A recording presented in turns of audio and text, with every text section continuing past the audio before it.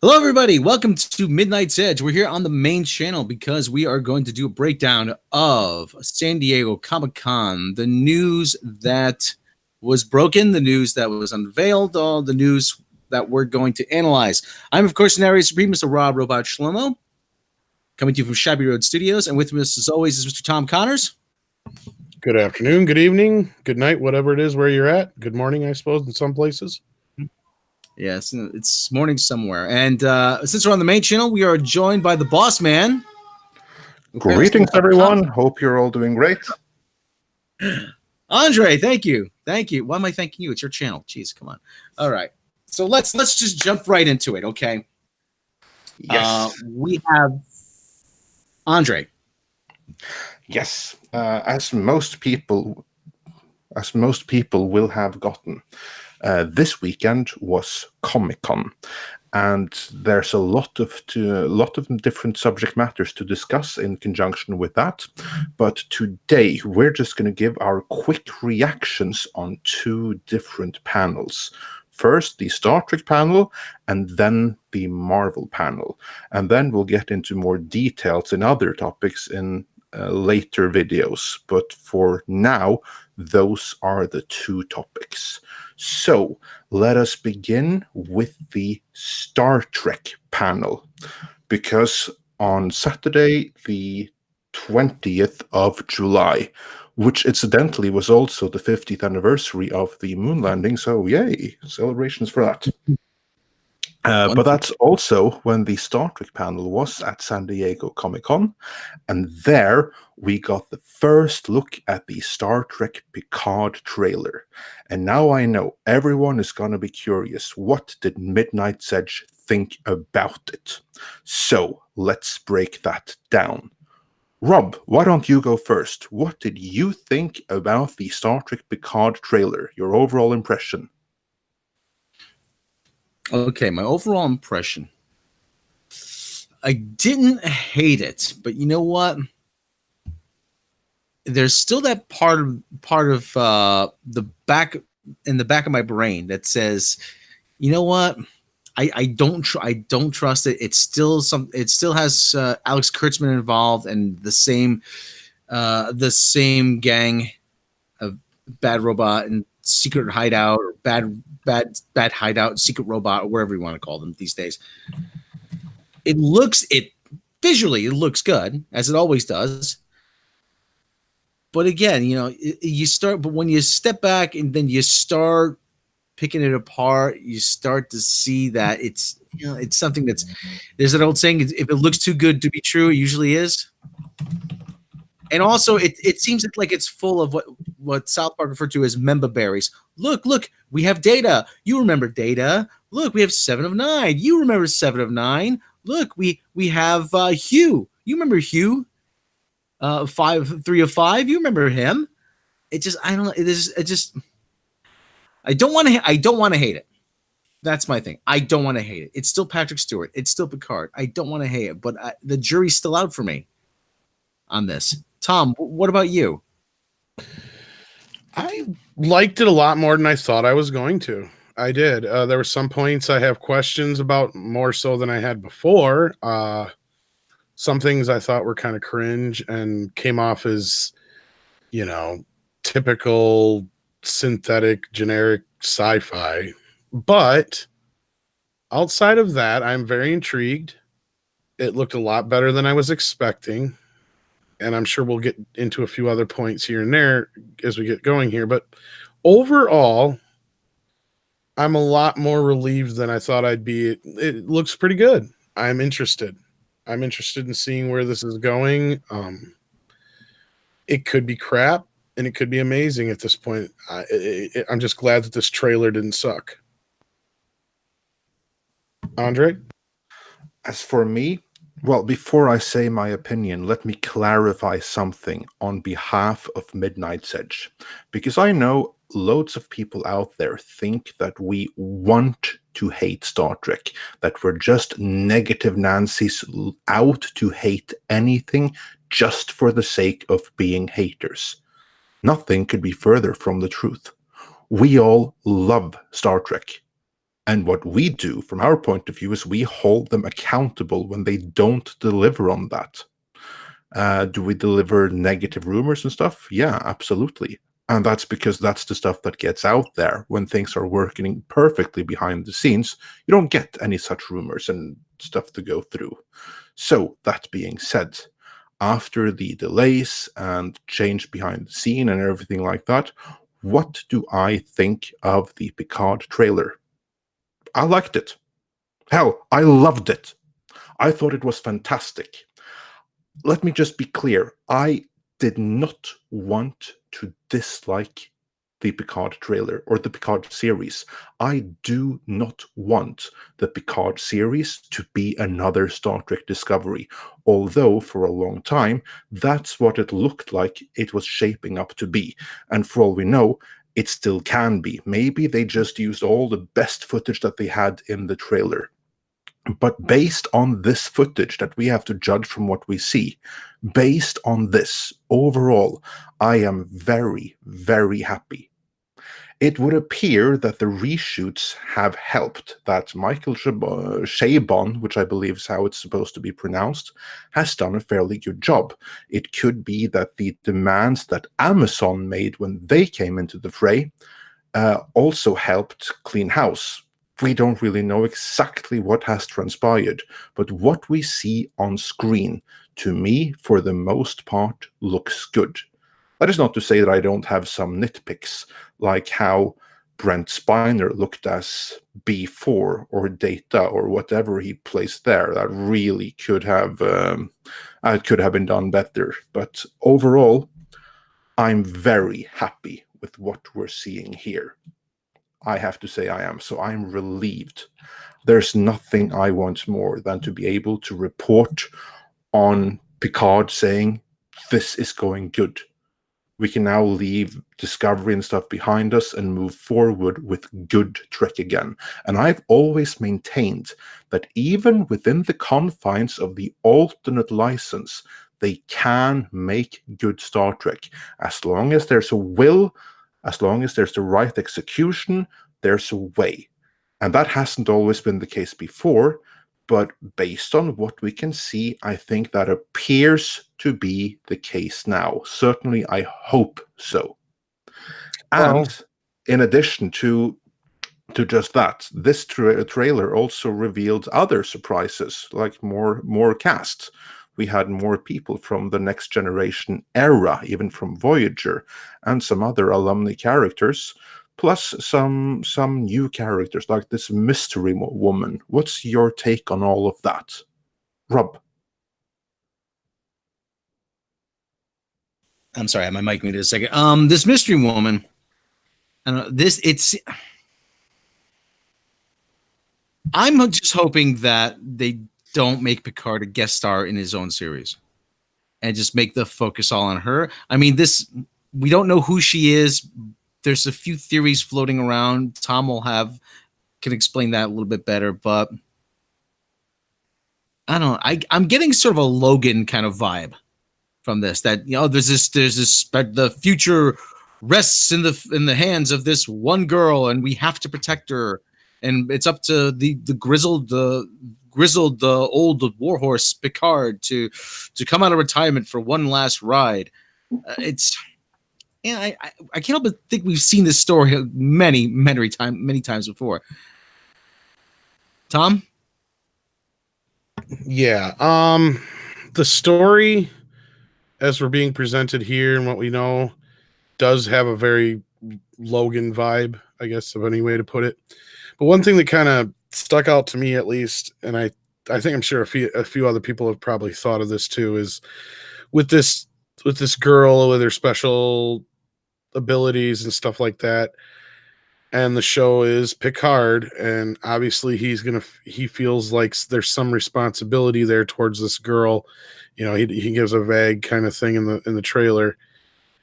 What if she is the love child of either him or Locutus, whatever, and the Borg Queen? And this whole thing is like a bridge between the Borg and humanity and all this kind of stuff. And the age would be about right.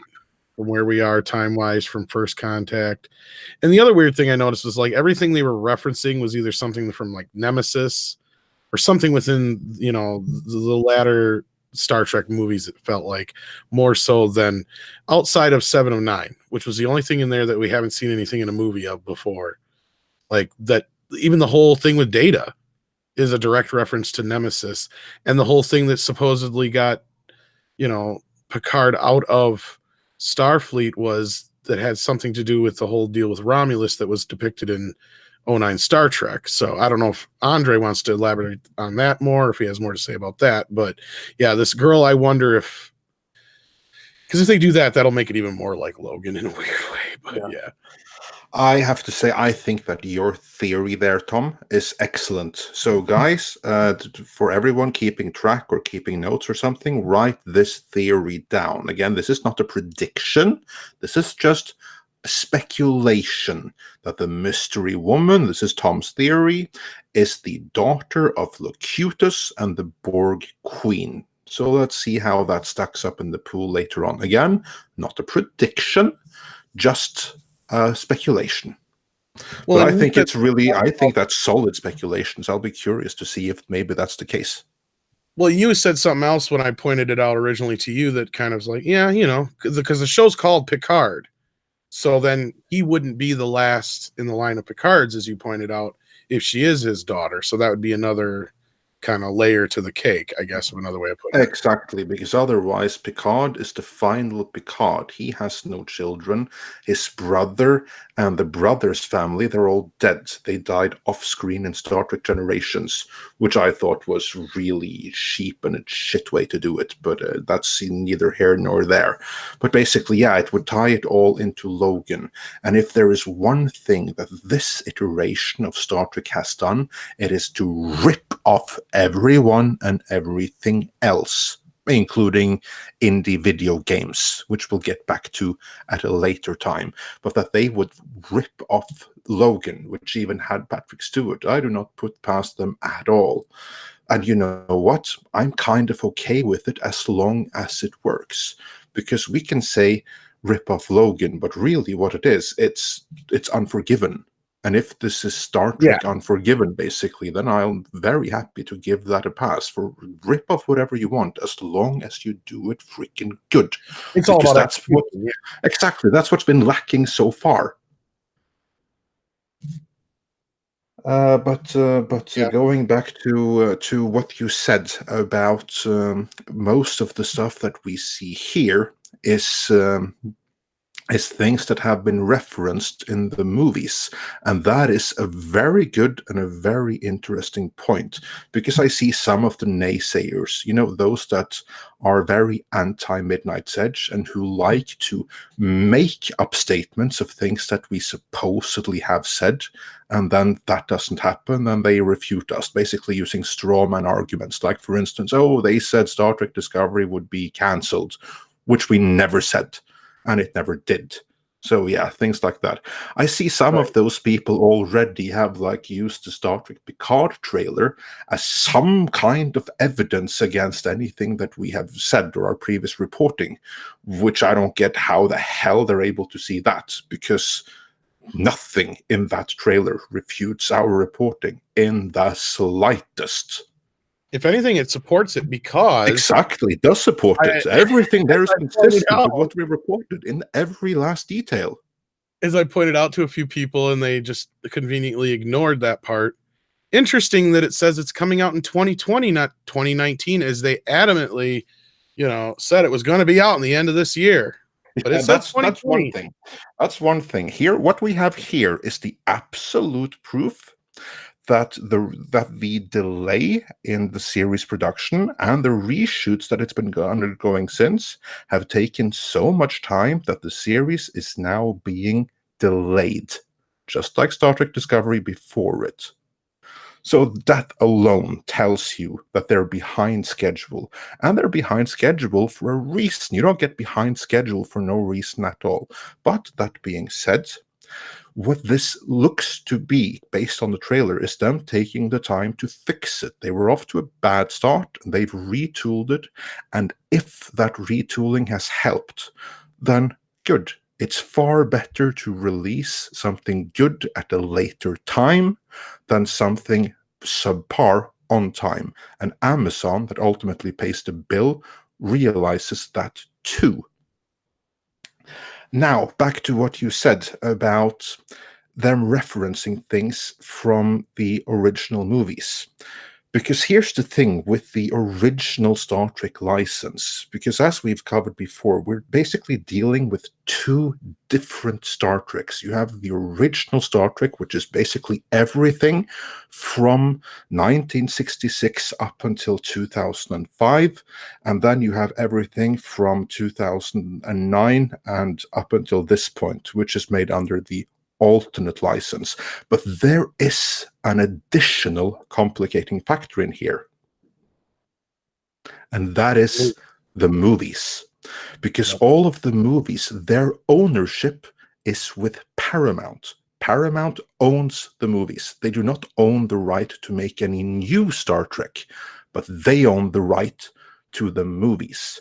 And it could very well be that it's far easier to put something from the movies than it is from something from the TV series, which is definitely CBS.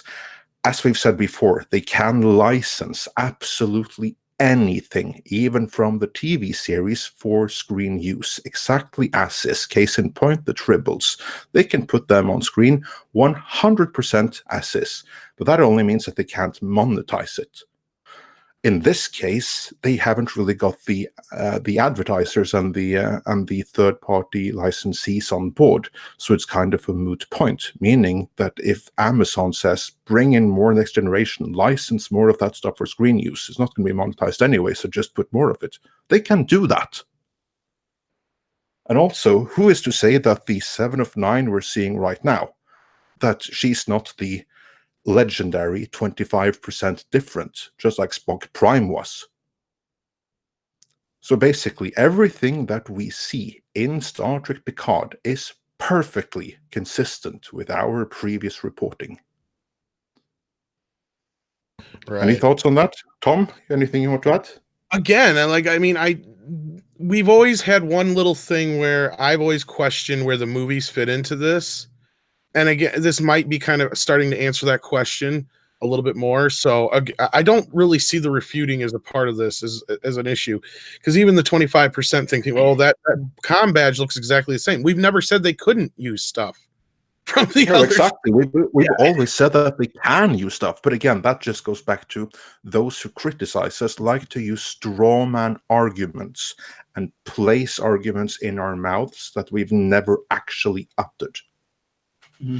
But to everyone else listening, everyone else who actually listened to what we're saying, rather than what they like to imagine that we're saying, everything we're seeing here is perfectly consistent with what we've always said.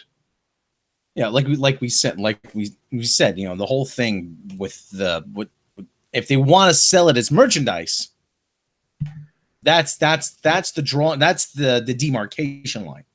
Yeah, that's the thing. Exactly.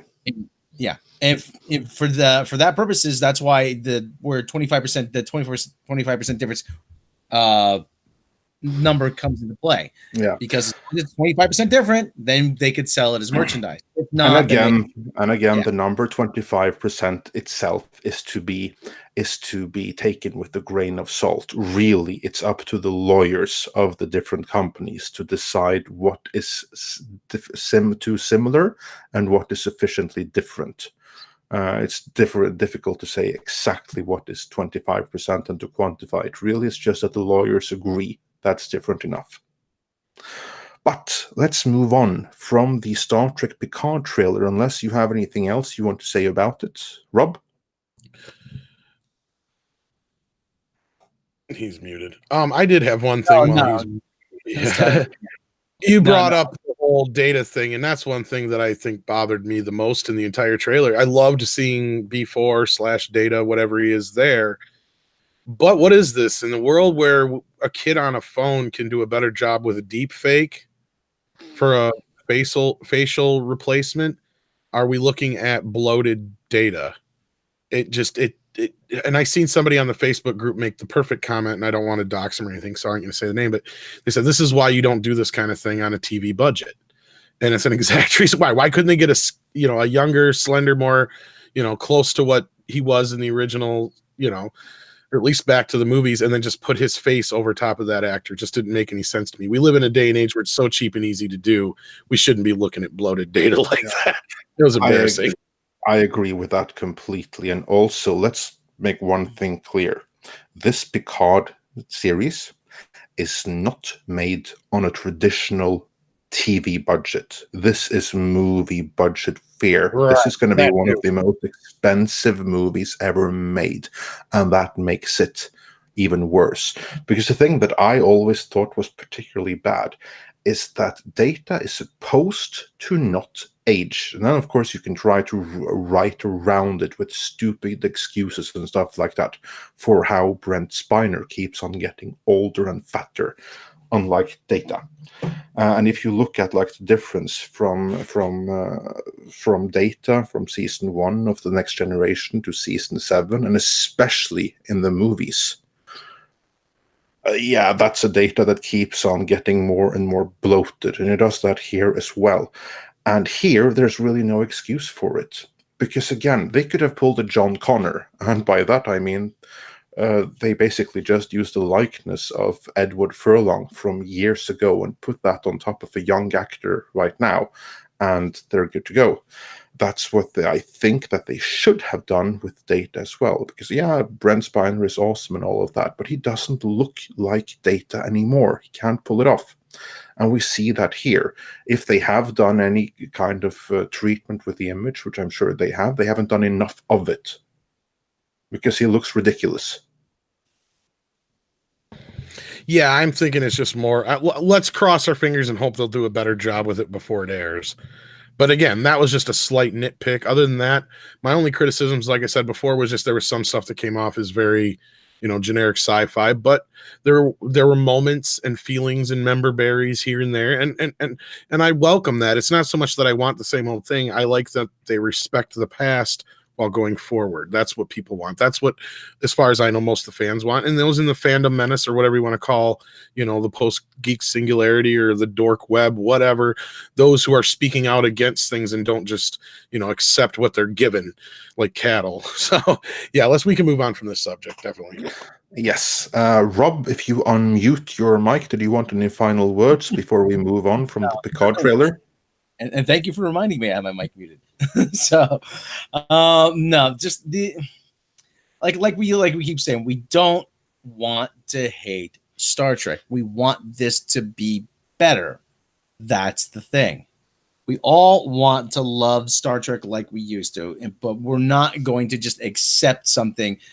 We're not going to accept a subpar product and just merely consume. We're going to analyze. We're going to be critical. We're going to praise where it's deserving, and we are going to be critical where it's deserving. That's all. And like I said, it's. And so far, honestly, it's been more deserving of criticism than it has been of praise. So I genuinely hope that changes with Picard. Nothing would make me happier as a Star Trek fan. So CBS, this is a message for you. Do you want us to get off your backs? Well, then fucking do better. That's right. Do better. That's exactly. You need to do better. It's not our fault. We're not the gatekeepers. You are. Exactly. So just do better, and you'll see us turn from what we are now till someone that will give you praise when you deserve it, but you got to deserve it first. Now, moving on from Picard to season 3 of Star Trek Discovery, which we incidentally have never ever claimed would be cancelled. What we have said is that there were discussions behind the scenes. It would appear that those discussions have ended with Netflix picking up a 3rd season anyway. I guess that was probably cheaper than the cancellation fee. As far as we know, but that's what they're claiming, and I see no reason why why they would be dishonest about that. So yeah, we are getting season 3 of Star Trek Discovery, which was I always imagined to be the case. And what we've learned so far is that it certainly started filming in Iceland. What do you think about that? Well, I've never been to Iceland, but I hear it's absolutely breathtaking. The landscapes there. So we're probably going to see a lot of alien landscapes. Actually, And you I got could, yeah, if you have a picture, Tom, put it up. And one of the things, and part of the reason why they're filming in Iceland is because after the 2008 banking crash, the Iceland's currency went into the tank, and so they're probably giving Audrey, you're in finance, you know more about that. Is that correct? So that's why they're giving a lot of well, not entirely. Basically, what happened is that Iceland's economy has always been very, shall we say, unique. It's been very financial and very banking driven. And following the financial crisis, their entire banking sector, it's basically went to hell. And then everyone became poor. They became like a running joke in the rest of the Scandinavian countries. Like, oh, you're from Iceland, you must be poor. You must be poor. So yeah, but they've been, the Icelandic being really, really upright and upstanding people that adapt to any situation. That's why they live in Iceland.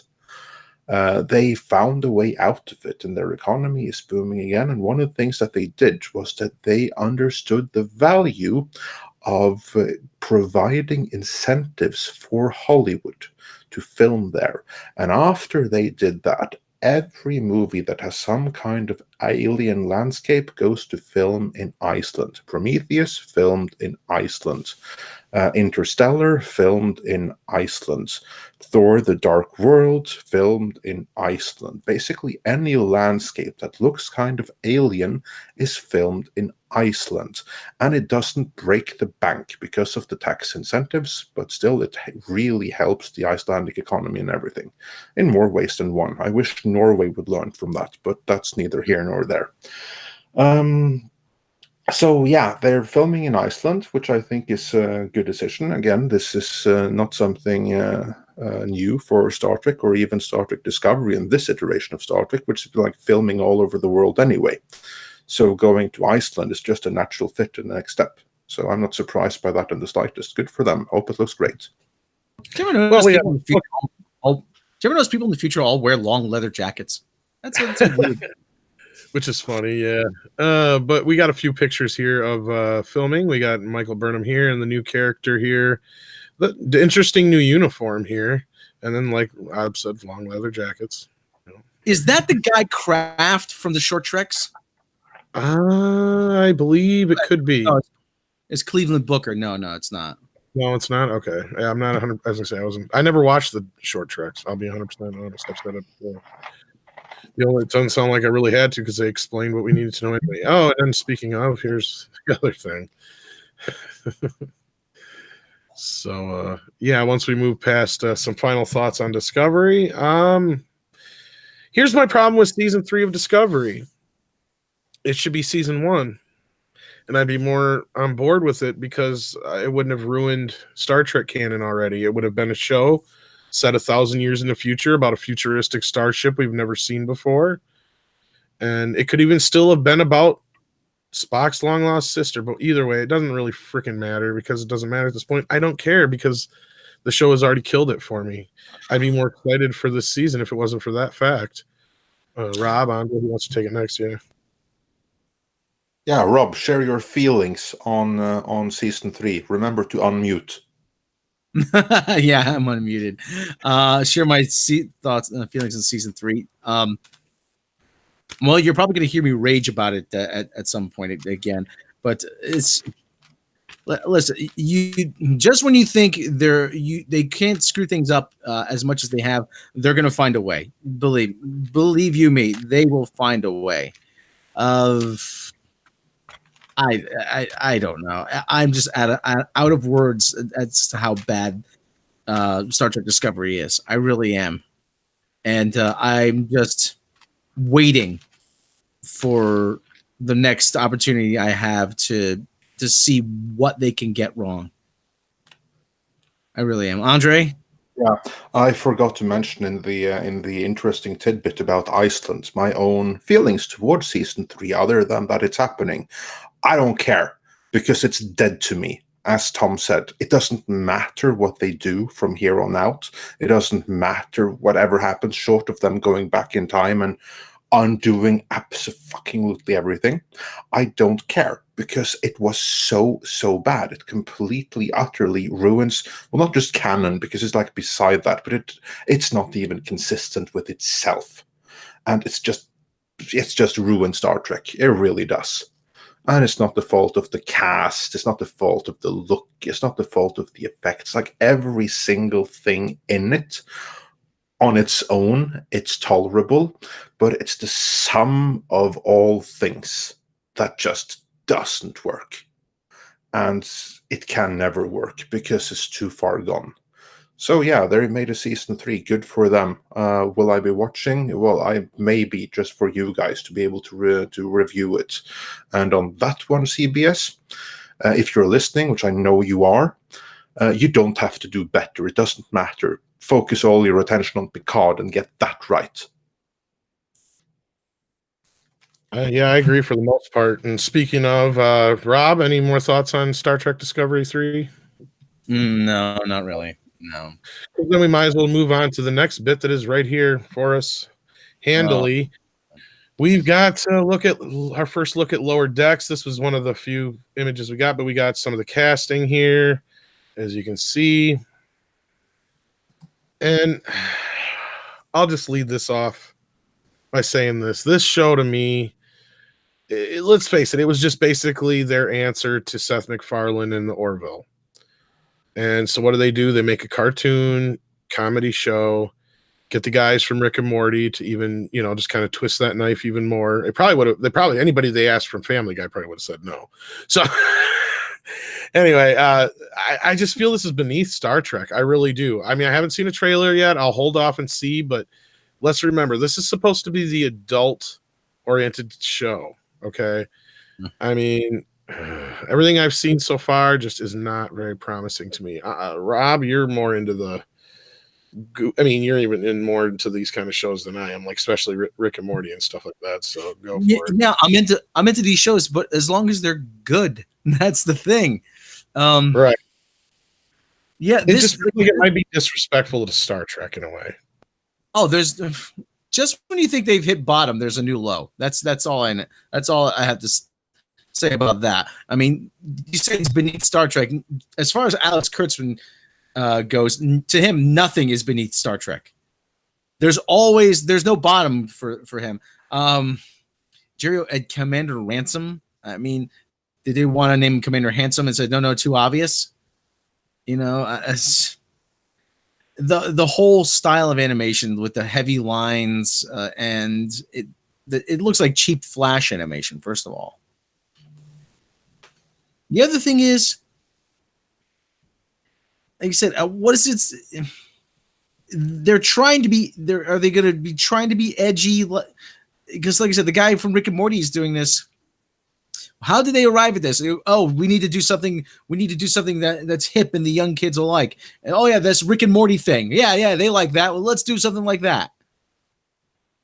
I don't get it. I don't get it. Like I said, I like Rick and Morty. I really like Rick and Morty. But this doesn't look like anything I'd watch. It looks like a bad Adult Swim series. I like pizza and I like fish, but they shouldn't be together either. Pretty much, yeah. I mean, except for anchovy. I don't like anchovies either. But okay, well. I'm just saying, this is just, I mean, that was probably a bad example, but point being. Well, there's more characters. I mean, aren't there there's other characters. Who gives a crap, really? I mean, who asked for this? I'm not trying to be negative, but really, this really turned me off after seeing, getting the little perk and the little bit of charge and rush from Picard. You know what this is? You know what this is? This is second guessing the audience. It really is. This is second guessing their audience. Well, we have to come up with something that we think they'd like, not with something that not with something they'd like. George Lucas, Steven Spielberg, they always would say we never second guess the audience because they consider themselves as part of the audience. When Steven Spielberg would sit down and write, and there would be, okay, what kind of movie do I want to see? What kind of movie do I want to see? George Lucas, same thing. What kind of movie do I want to see? I want to see an adventure. Okay, Indiana Jones. I want to see a story about a kid and it meets an alien. Okay, E.T. I want to see a movie about dinosaurs. Jurassic Park. This looks like they sat down like, oh, well, geez. It looks like the product of committee thinking, really. This. Like Poochie from The Simpsons. Remember that? Yeah. Andre, you can silent, Andre. What do you think?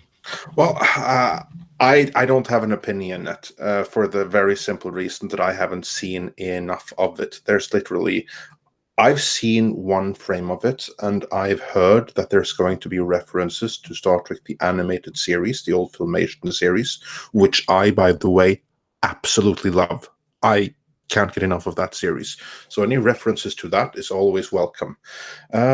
But I'm just going to reserve my judgment for right now. Yeah, I'm not a huge fan of the art style or anything, but as long as the writing is good and with the lower decks, basically that's like the kind of like a Red Dwarf angle that you're dealing with the low tier technicians and an animation about how their job is like when you get red alerts and you have to drop everything presumably and stuff. Yeah, I can see some fun with that. So I'm just going to reserve my judgment and hope for the best. Hope it's going to be fun.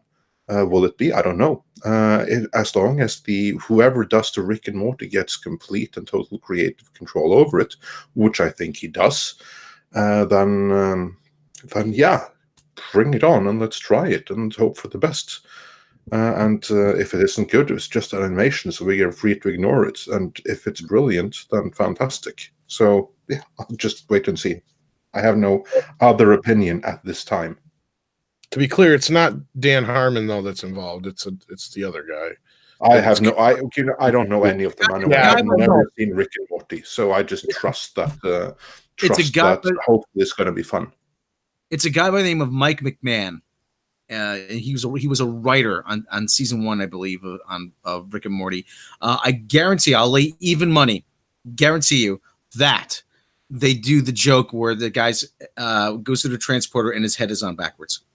I guarantee you, right from Spaceballs. Well, yes, that's exactly. That's what this is going to be. This is going to be what every show is, making fun of Star Trek and what Star Trek shouldn't be doing. Oh, if it's that, if that's what they're doing, then I'm completely and utterly against it. I reserve my judgment because I don't yet know that that's what they're doing. Of course, if that's what they are doing, then I'll continue reserving my judgment till I see an episode. And if that's what they're doing, then it's going to get the Star Trek Discovery treatment from Midnight's Edge. I guarantee you. So you can do a satirical take on Star Trek and have it be good. Let me just right out there. Yeah, it's called the Orville. Yeah. It's called Galaxy Quest. It's called, or even to a lesser degree, it's called Final Space. Well, yeah. But the thing is, you're using the Star Trek brand. That's the thing here. That's the thing. Tom? Yeah, and that's just it. And I think we get a taste of this on one of the short treks, and I think that'll segue into the next part then. Absolutely, because speaking of short treks, what we also learned is that there are going to be a new season of short treks, and many of them will focus on Pike and the Enterprise. Your thoughts on that, Rob? Well, this version of Pike, played by Anson Mount, was the best thing of a bad lot. So I'm glad to see Anson Mount return in that capacity. Whether or not the short treks are going to be worth watching is another matter. The whole thing, these are all going to be bottle episodes because they're going to be made on the cheap again. Of course, they're short treks. There's no budget behind them, at least no real budget. Abandoned ships, stuck. They have one. It looks like they're going to have one where Ethan Peck's version of Spock is going to be stuck in a turbo lift with Rebecca Romaine and her version of Number One. where he just annoys her. So essentially, they're saying Spock is Sheldon Cooper. They teased the possibility of Kirk showing up. Yeah, they teased possibly Kurt Joe. One thing I noticed now, actor H. John Benjamin is going to be in one of these, and we're rewriting history once again. He appears to play a scientist of some sort, and it looks like they're going to say he created the Tribbles, and they're going to turn the Tribbles into vicious killers. Kind of like Ghoulies. Remember the Ghoulies? Are they going to make them, say, 25% different? 25% critters. Tom?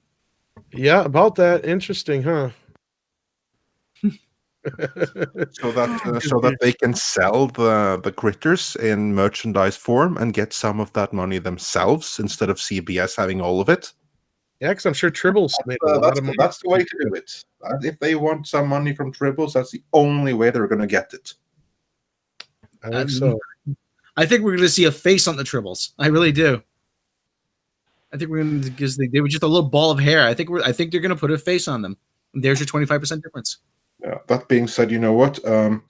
A short trek with critter Tribbles is something I'd actually be a little bit interested in seeing. I have to admit. Then that would probably be the first short trek I'd be watching, because so far I haven't seen a single one of them. Again, on Netflix, they're dumped in with the trailer section, and really I can't be asked. I mean, I get too much Star Trek Discovery as it is. Why would I want more of it that I don't have to see? That being said, though, this thing here, Enterprise and Anson Mount, the short treks, that's what they should have done instead of season 3 of Star Trek Discovery.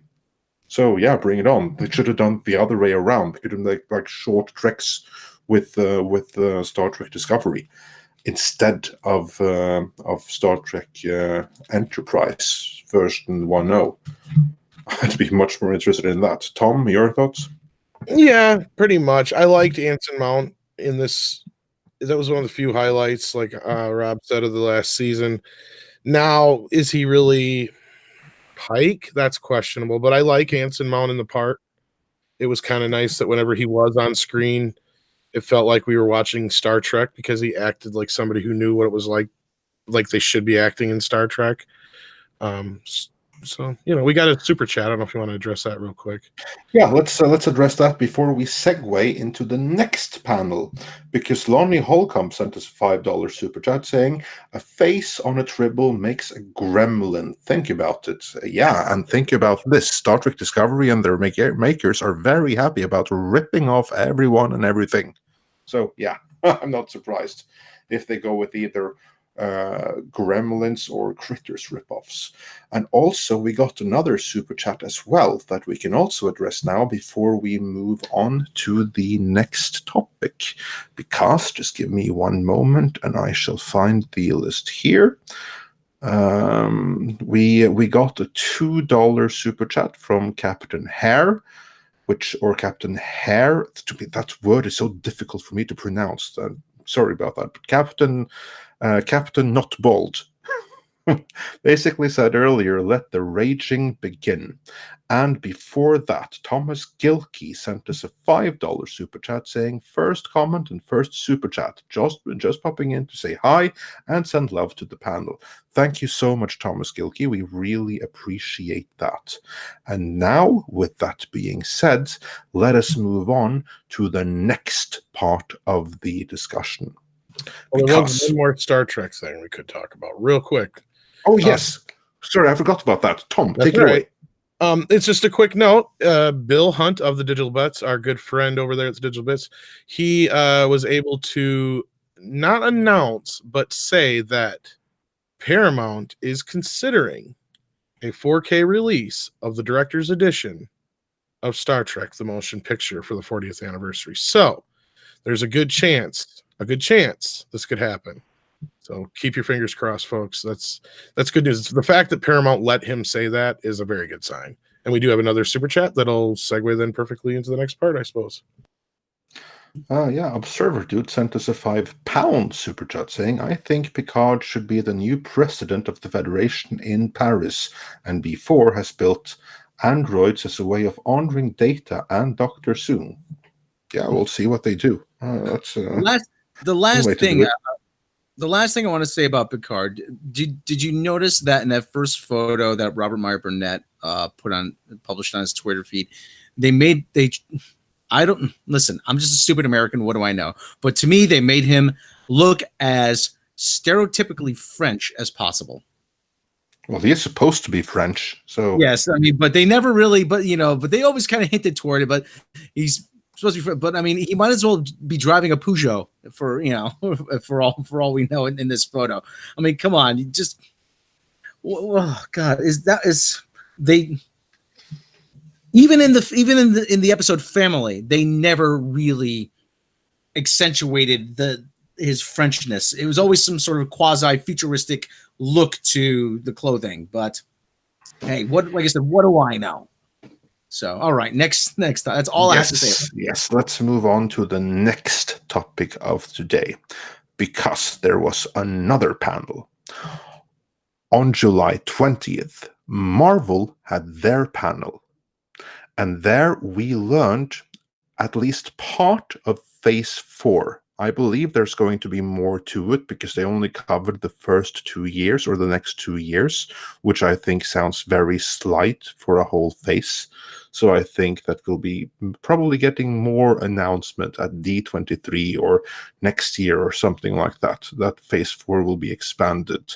But for right now, before we get into each project and how much we care about that, let's get into the big thing, namely Thor 4, or Thor Love and Thunder, to be directed by Taika Waititi and starring Chris Hemsworth, but also the female Thor, played by the girlfriend from the previous movies. So, what do we think about that? Rob, share your feelings. Are you sure you want me to? Oh my God! Turn down your volume. This is a mistake. This is an absolute mistake. Jeez.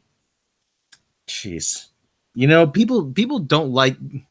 For anyone who says, "Oh well, yeah, people love this. Take on the comics by Jason Aaron." No, they didn't. No, they did not. They didn't. Absolutely did not. I'm gonna try to be as measured as possible. Try to remain calm as possible. Try to be expressive of my opinion as possible. But it was quite literally embarrassing seeing Natalie Portman out there, who looks as the most unheroic as a person can look, with that hammer that looks like it's just gonna drag her straight to the ground when Taika Waititi handed it to her. It is a harbinger of horrible things to come. It is one of the things we were fearing, that they were going to essentially turn it over to the quote unquote normies now, and the wine aunts and those people who put Funko Pops on their desk at their office and pretend they know what Deadpool is. I'm not saying no, and you can't do that. It's just, don't try to tell me that you're an Uber fan when you just went to Walmart and bought yourself a bunch of Funko Pops for $50. My biggest fear is that if this is successful, which I'm praying to God that it won't be, we are going to get Riri Williams. That's my fear. They are going to go full-throated with this diversity, this all-new, all-different Marvel initiative. Now, we're not saying diversity is a bad thing. But at the same time, you have a character that is established, that people like. Thor. Thor made more money in this movie than any Thor movie ever did, than the last two combined. And now you're going to bring in Jane Foster Thor, who has no identity of her own except for glomming onto the identity of the previous character. And that's what this really is. They take characters that are established and they say, and they humiliate them and they say, okay, we're going to introduce a quote unquote new character, but we're going to use the identity of the old character because the new one can't stand on their own. And that's you, and they say, haha, look, diversity. And when it fails, you ungrateful sods. You don't understand what we're doing. And I can't help but think that this is going to be, I don't want to say this is the end of the MCU, but it's sort of the end of the MCU as we know it. Because all bets are going to be off, really. All bets are off. Riri Williams, Kamala Khan, more Brie Larson and her wooden acting. It's not going to be pretty, folks. It is not going to be pretty. Tom, I think it's about as measured response I can give. Without yelling and screaming. Tom, the floor is yours. I'm not as fired up as Rob is. I was more excited about Thor 4 earlier this week than I am now, per se. This movie, the run that it's based on, I guess from what I've read, ended its run with about less than half of its original readership, so that's not a good sign there. But, and I have a feeling Andre may have a similar feeling on this because we both just adore Thor Ragnarok to the point where I believe it's in both of our top fives, if not higher, as far as the MCU, and love it. I love it every time I see it, even more than I did the last. I even have the Hulk doll, the talking Hulk doll from the movie. I was looking forward to this because Taika Waititi is, I trust him. I loved his work so far that I have seen. I'm willing to give him the benefit of the doubt in this instance, and hopefully he will surprise me. I'm willing to really kind of hold back my judgment until I see the first trailer and see what he's got in mind. Andre? I kind of agree, yes. I agree with pretty much everything you said there. I was also more excited about Thor 4 to be directed by Taika Waititi earlier this week than I am now. The only thing that I'm really interested in right now is Taika Waititi directing, because the storyline itself, this is one of the storylines, it's late here. This is one of the storylines that have contributed to the destruction of not just Marvel's comic book sales, but the decline of the entire comic book industry, which is going to hell. And Marvel is leading it going to hell with these kinds of storylines. Now, I'm not going to claim that I have read most of this storyline or even part of it. Well, I have read part of it, and the tiny little part of it that I have read, let's just say that I didn't feel like reading any more of it. Let's just say I generally have stopped reading Marvel comics right now, other than Conan, and we'll get back to that at a different time. But suffice to say, here I seriously hope that Taika Waititi is going to do what he did with Thor Ragnarok, which is to say that he takes some inspiration from the comics, but then he puts his own vision and his own feeling of what is right into it, and he makes fun stuff happen. That's the only good thing I can see coming out of this. I think that the movie can be made successful if it's made to be fun. But what I worry here is that here the entire MCU with this movie, or not just with that movie, but with other movies as well, is stepping into the point where they start to parody themselves, kind of like the Universal monster movies did after they had stopped being serious and horrors. They started to become comedies, and they start to parody themselves. And I'm worried that the MCU is starting to head a little bit in that direction too, in addition to the increasingly woke direction which really hasn't worked for the comics because the sales are plummeting across the board. So, am I excited about this? No, not really. I hope for the best. I hope for the best because I love Marvel. I want to see the MCU continue to thrive, although I think that they're doing the same thing that didn't work in the comics. And I think that many, many, many people out there will be quite sufficed and satisfied and feel that they had their fill with the entire Infinity Saga, which went across like the 22, 23 movies and concluded now with the Spider-Man Far From Home. I think many, many audiences will be satisfied with that, and that there's going to be a natural drop-off in Marvel movies to come, and this is not the way to get them back again, is what I think. Yeah.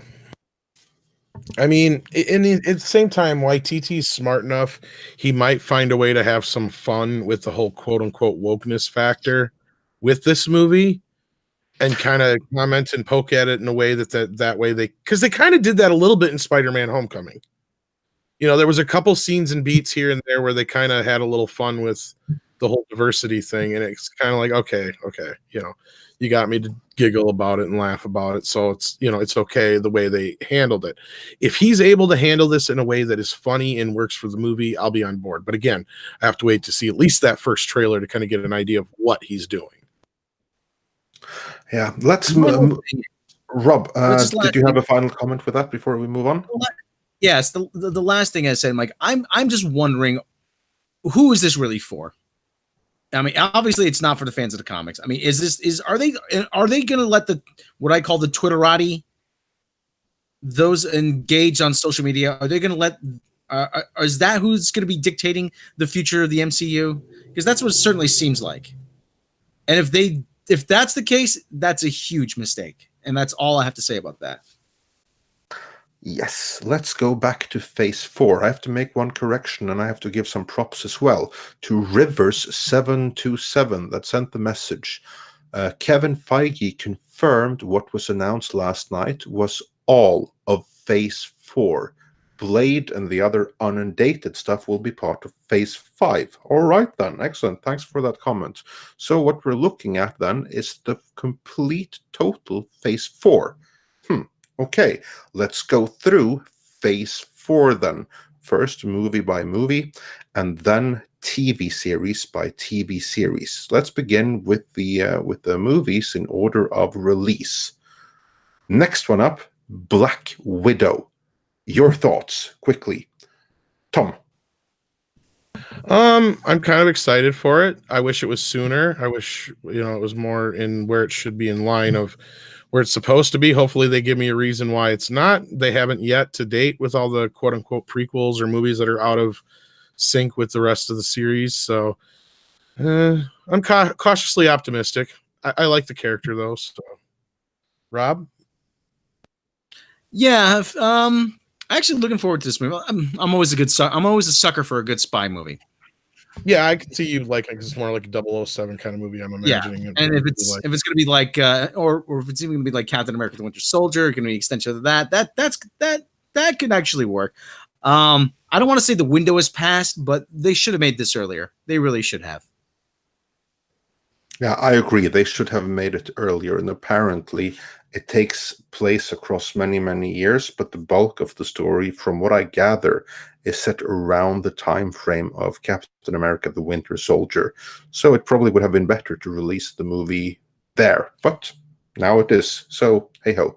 In either event, yeah, I'm fairly excited for this. Of course, Scarlett Johansson, ever since the first Avengers movie, has been fantastic as Black Widow. She wasn't in Iron Man 2 where she was introduced, but since Avengers, she's been fantastic. And what really has me excited about this movie is the presence of Taskmaster, who's pretty awesome in the comics. So I look forward to seeing what they do with him here in the movie. Now, let's move on to the next movie of 2020, The Eternals, which again takes us in a more cosmic direction. Rob, your thoughts on that? Well, I predicted the Eternals actually about 3 or 4 years ago on my channel, Robot Shlomo, Vindicated. and I always I always keep saying, how did I know? How do I, who knows nothing, get that right, and all the experts not see that coming? I don't understand. But they're putting together a very high-profile cast: Angelina Jolie, Salma Hayek, Richard Madden, who we talked about actually recently as a potential Bond. He's going to be playing Icarus. This one's going to be tough. I mean, this one's going to be tough for the, it's very kind of Guardians of the Galaxy. That's kind of vibe. It does open the door to a lot more things on the cosmic side of the Marvel universe. So actually, this one could go either way. It really can. Tom? For all the reasons you just said, I'm pretty much looking forward to it because it has a open door of opportunity for me. I'm not that familiar with the Eternals from the pages, so it can do pretty much anything it wants to win me over. I'm hoping it will win everybody over. They sound like an interesting group of people or heroes, however you want to put it. And anything cosmic in the Marvel so far phase has been good, as long as you don't count Captain Marvel, I guess. But I mean, my favorites of the movies are like the Guardians movies and Thor Ragnarok. So yeah, bring it on. That's where I'm at with that. Andre? Yeah, I agree. I really like the cosmic side of the MCU. I mean, we're not getting any more Star Trek movies anytime soon, it appears, and we're certainly not getting any Star Wars to look forward to. So I get my cosmic fill from the MCU.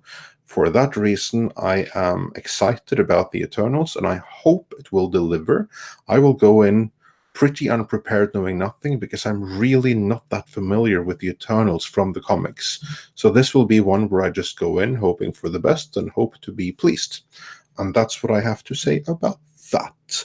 So let's move on to the next project after that. Now we've moved into the year 2021 with Shang-Chi and the Legend of the Ten Rings. Tom, why don't you begin with that one? This one I'm not as familiar with either, again, as much like the Eternals, but from what I've heard, it's got me a little bit more intrigued now that it's going to introduce a new version of the Mandarin, or the real Mandarin. I like kung fu movies and stuff like that. I've heard this is more of like an apology for Iron Fist. It's kind of the rumor coming out, or rumbling coming out, but it could be cool. I know they announced, I think, that at least some of the main cast, if not whoever's playing Shang-Chi. I can't remember who it was, but hey, if it's fun, if it's cool, I'm on board. Yeah. I mean, what we brought up, just to kind of say what Andre said in the beginning, though, is what I think he's kind of addressing is we don't have any Spider-Mans on here. We don't have any Avengers on here. So this feels like a very lackluster kind of, billing for the next couple of years for Marvel. There's only one or two real standouts in the end, and this is kind of in that lower level of I'll probably see it in theaters. I'm not sure. The trailer can win me, Rob. Yeah. Well, there's still 3 undated projects for yeah, we'll get to those. We'll get to those, yeah. Okay, but as far as Shang-Chi, I love kung fu movies, martial arts films. Shang-Chi, obviously inspired by Bruce Lee, the whole martial arts genre of the 1970s.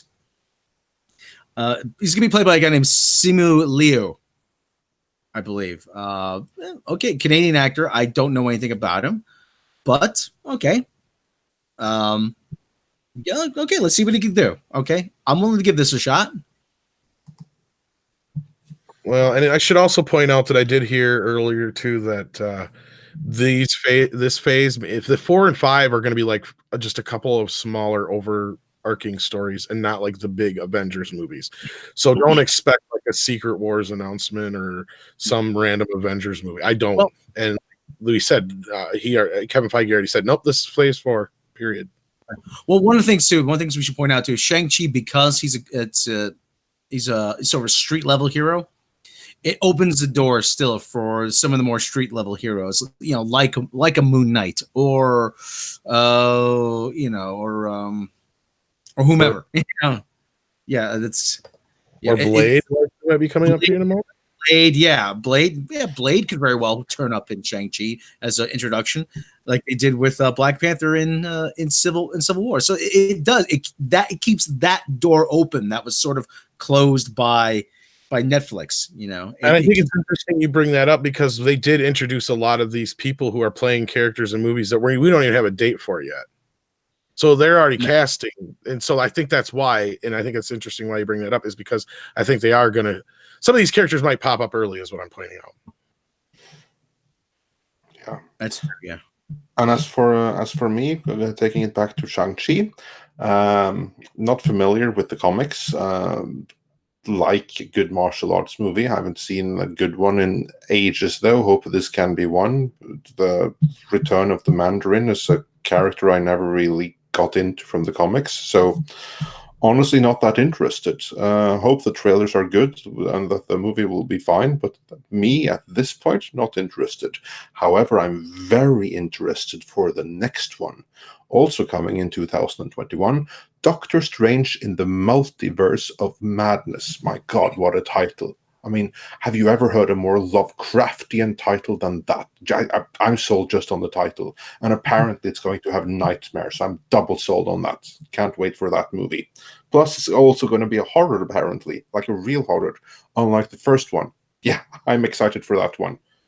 Rob, your thoughts on Doctor Strange in the Multiverse of Madness?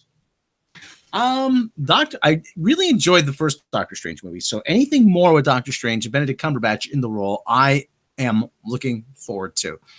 Not a big horror fan, but like I said, there's a difference between sort of the splatter movies that just kind of gross out and like a good kind of like cerebral horror movie that gives you a scare, but it's a good scare, if you know what I mean.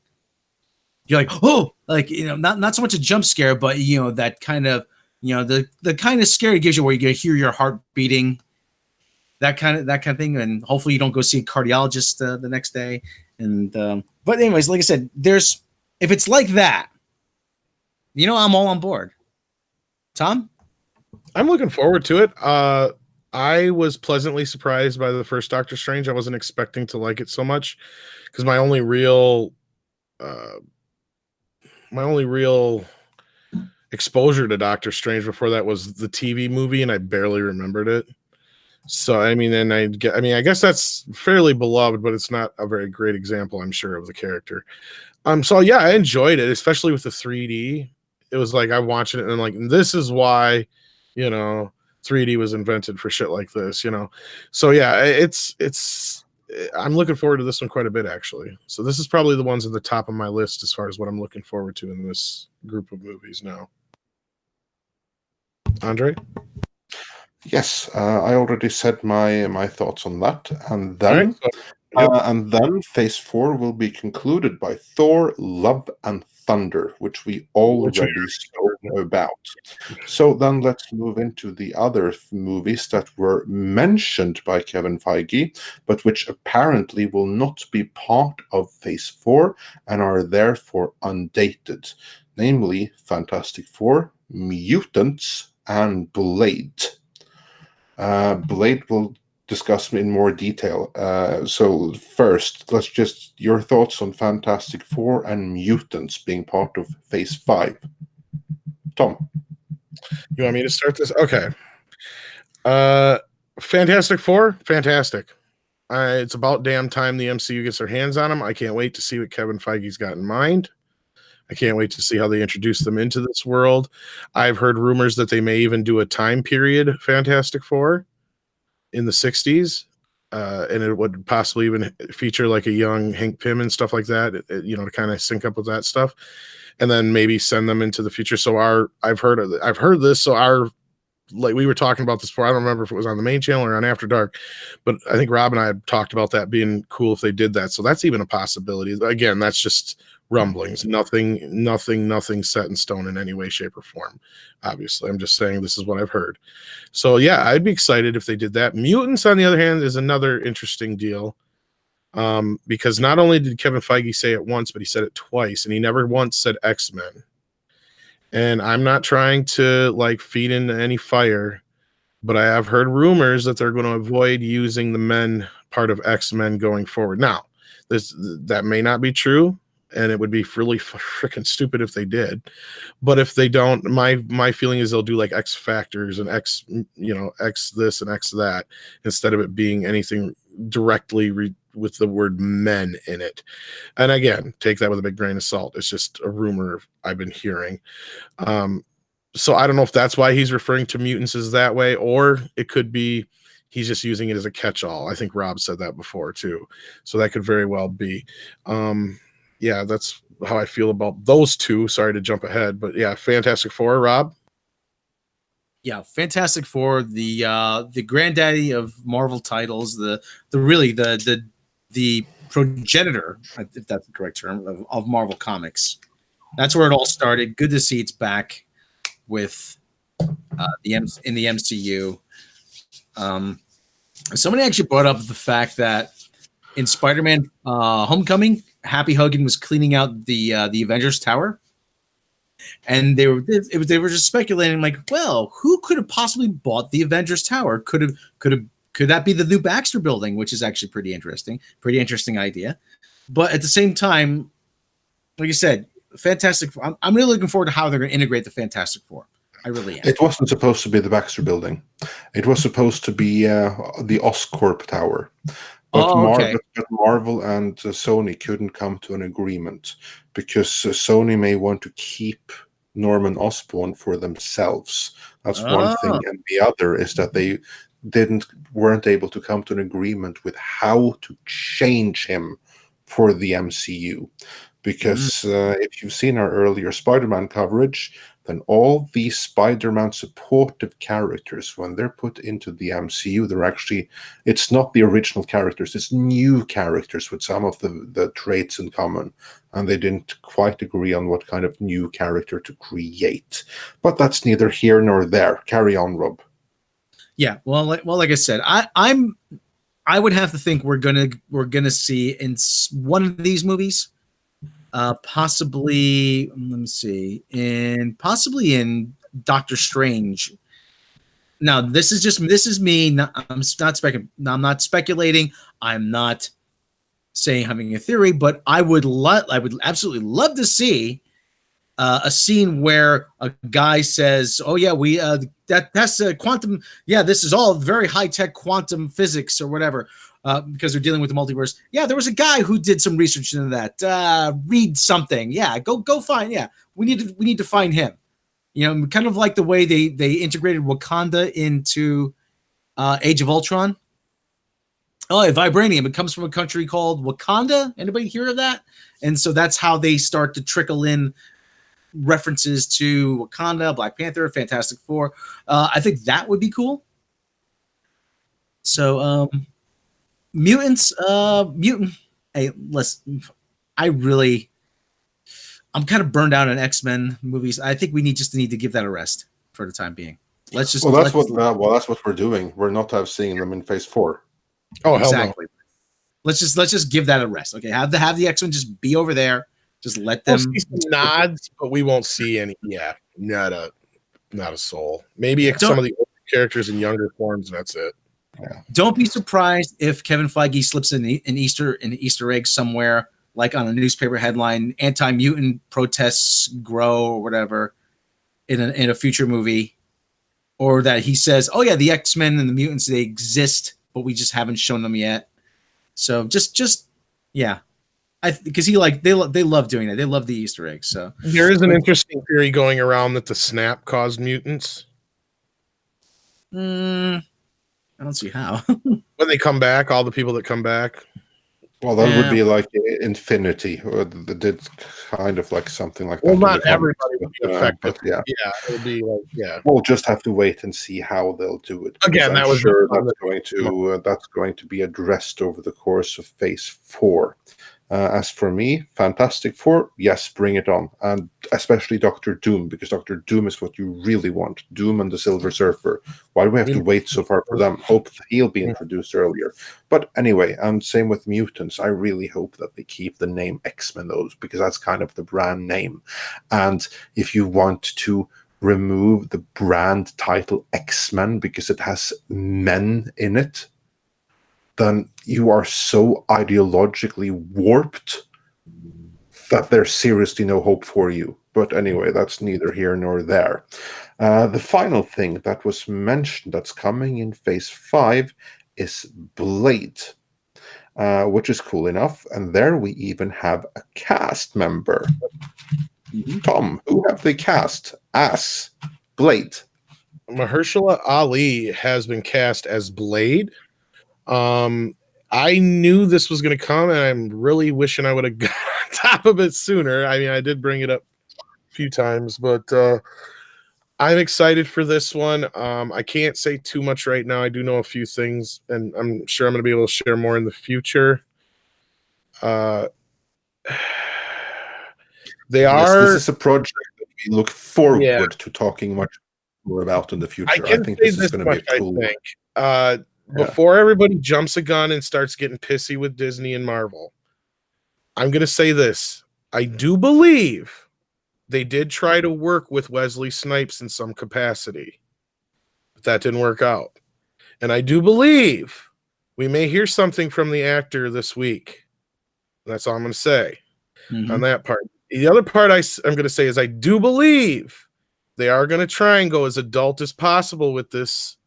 So I'm not necessarily saying that means an R rating, but that does not mean it's going to be a soft PG-13. Yeah. So Tom, you're saying you do believe all this? I do believe in this. Tom's a believer. So let's see if that belief is warranted. I have a good feeling it might be.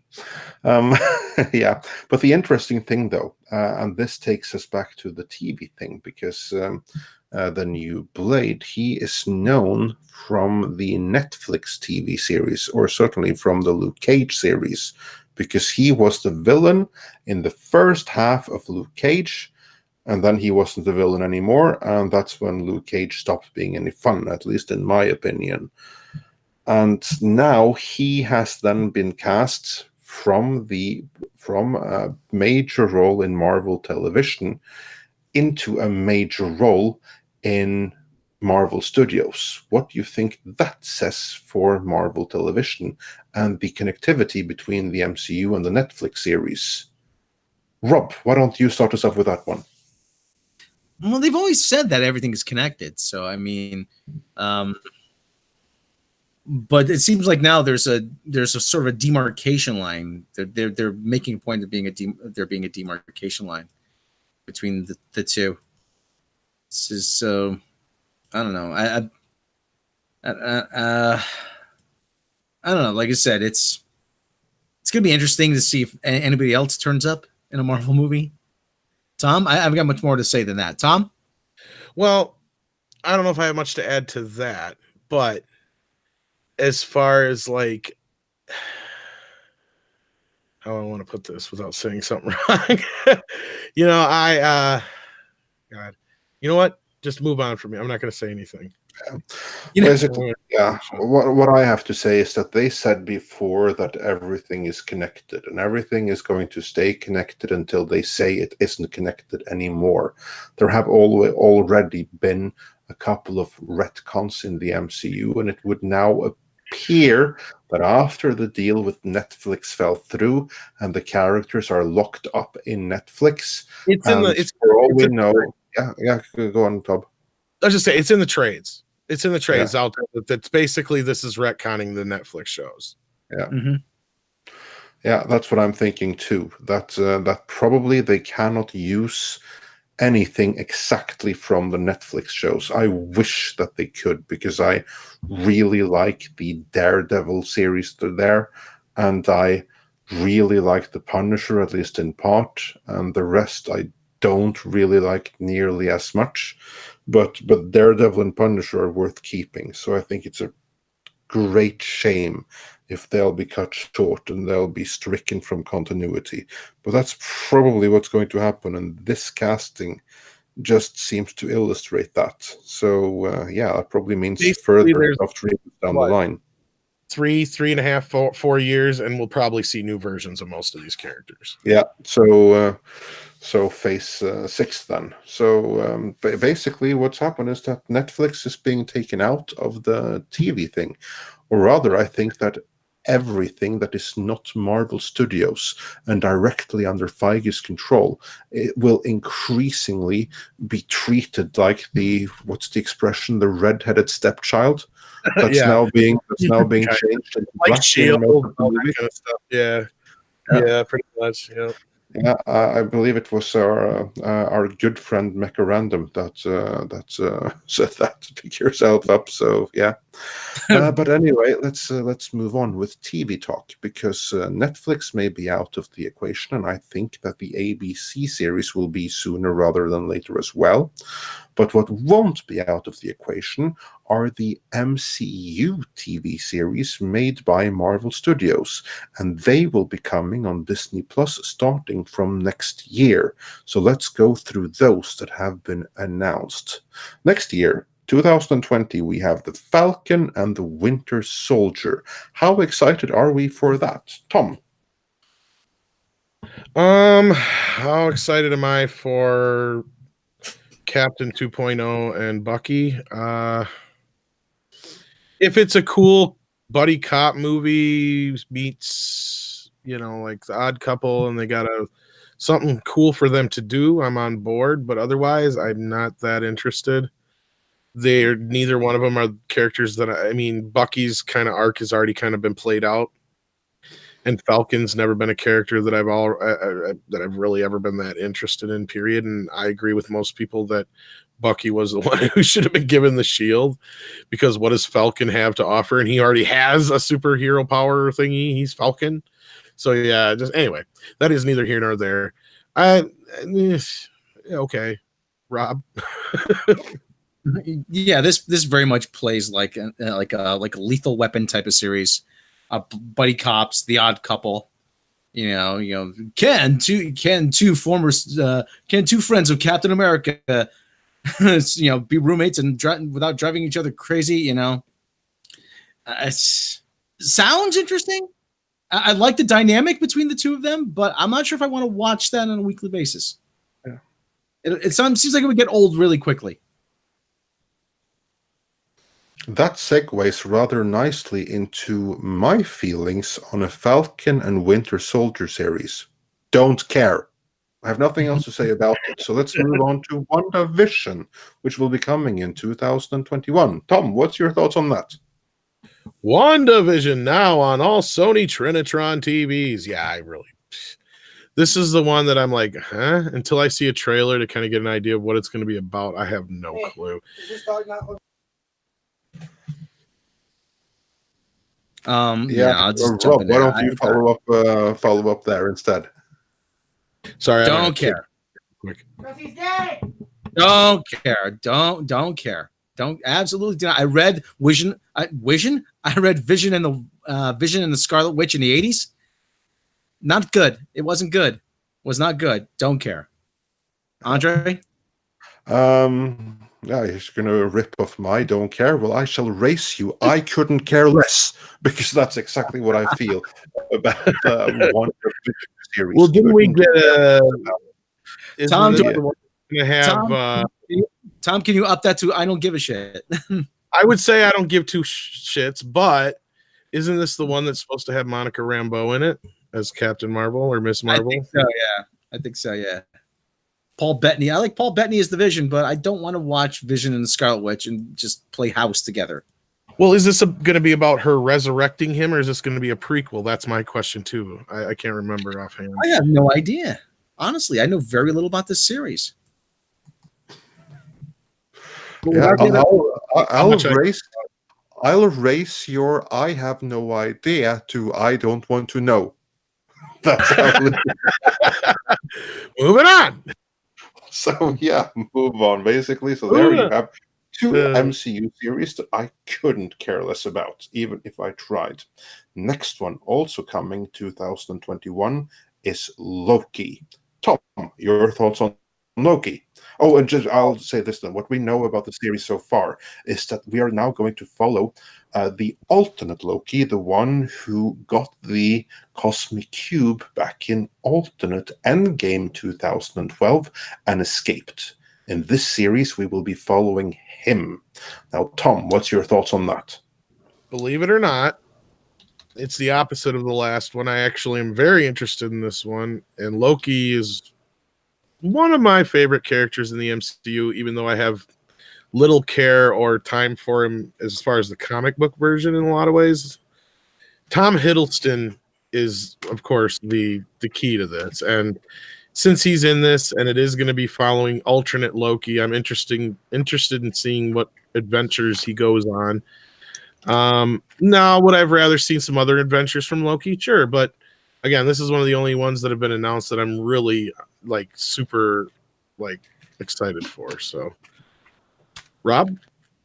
Yeah, this is one I'm probably actually a little bit more interested because Tom Hiddleston is just great as Loki. I wouldn't mind seeing where this goes. So that's about all I have to say about that. As for me, I am actually very interested in the Loki series as well. So here I do care because Loki is awesome. And I know many people out there don't like Thor the Dark World all that much. I actually do like Thor the Dark World. My biggest issue with it is that it isn't called Loki the Dark World, because he was the highlight of that whole movie. Right. Yeah, this one I do care about. Also, the next one I really, really care about as well, which is also animated. And I think this is going to be better animated than Lower Decks, namely, What If?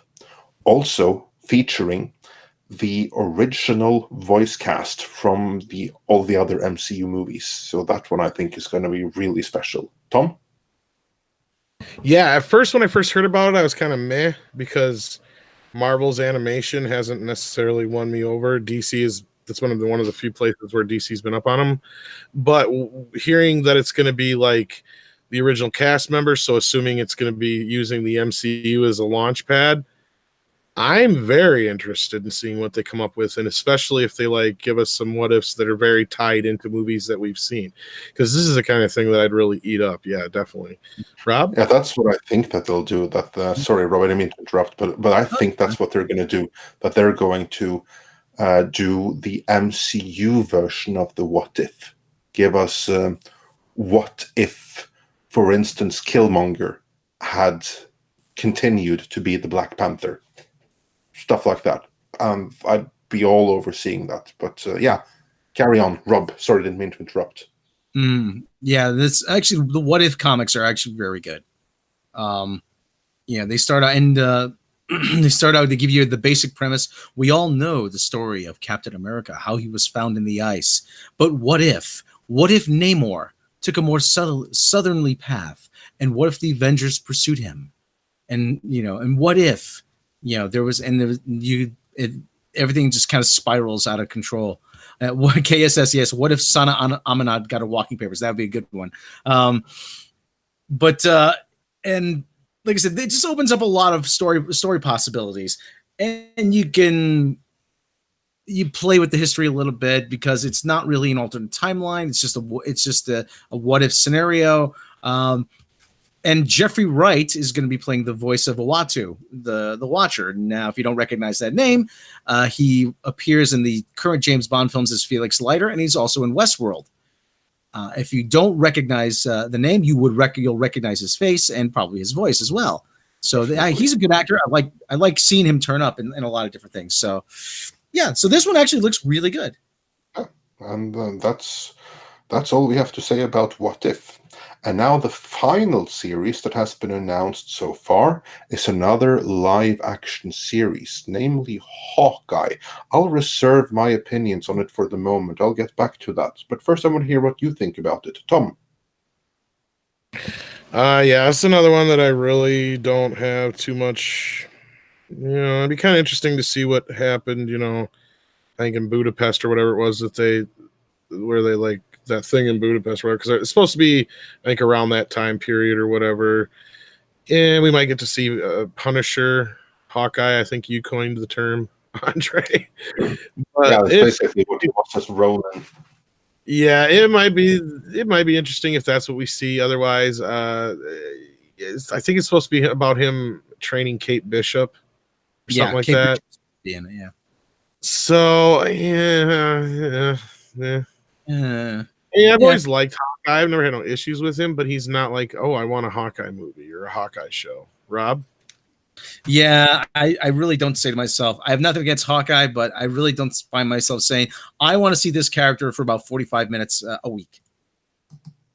That's where about I am on that. It could be interesting, but like I said, I'm not exactly beating down anybody's door for it. Andre?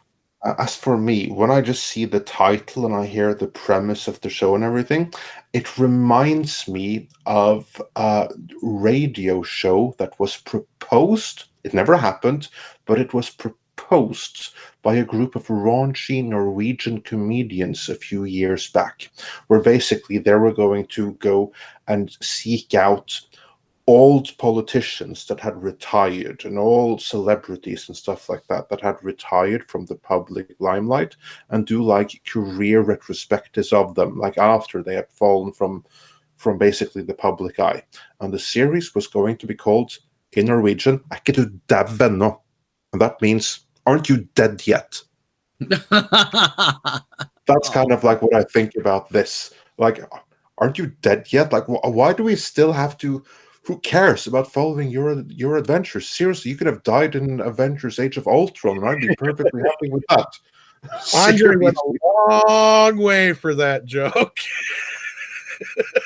And it pays off if you've heard our roundtables before, because that was a character that Andre was fully on board to die and be done with in the MCU many times.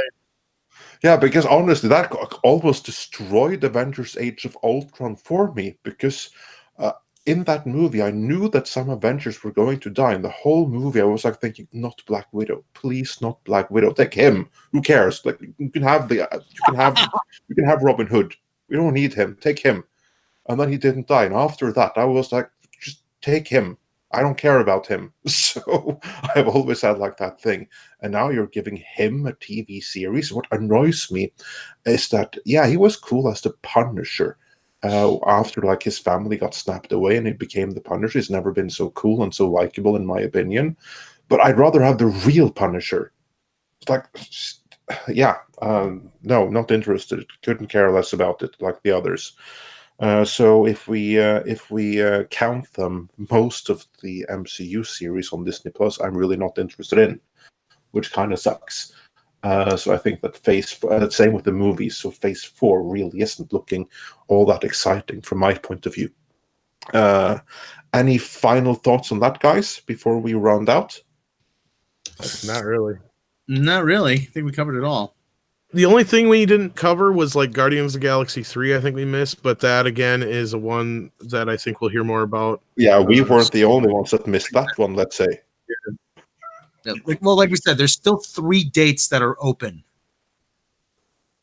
So we can speculate what's going to Guardians 3, Captain Marvel 2, Black Panther 2, possibly.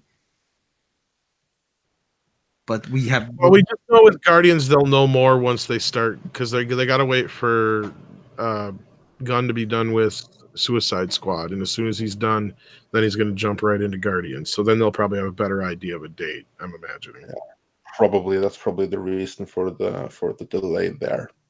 Anyway, before we round out, we have some super chats.